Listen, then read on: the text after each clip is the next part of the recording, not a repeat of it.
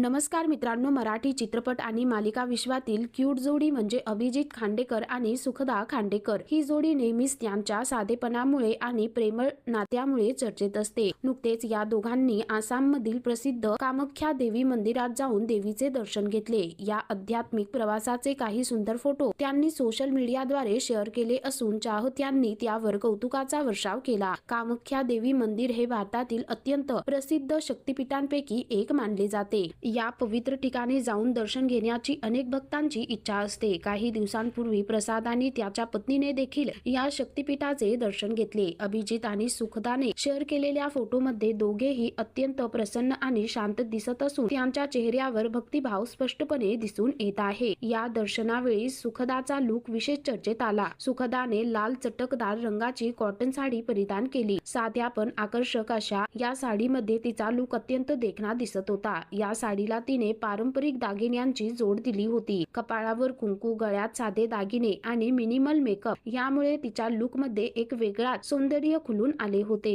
तिच्या या साधेपणामुळे चाहत्यांना तिचा लुक अधिक भावला आहे। तर अभिजित खांडेकरने यावेळी सिंपल व्हाईट रंगाचा कुर्ता कॅरी केला होता। अभिजित आणि सुखदाने शेअर केलेल्या या फोटोवर चाहत्यांकडून लाईक्स आणि कमेंट्सचा वर्षाव होत असून अनेकांनी या जोडीचे कौतुक केले आहे। त्यांच्या या आध्यात्मिक प्रवासामुळे चाहत्यांनाही एक सकारात्मक संदेश मिळाला आहे।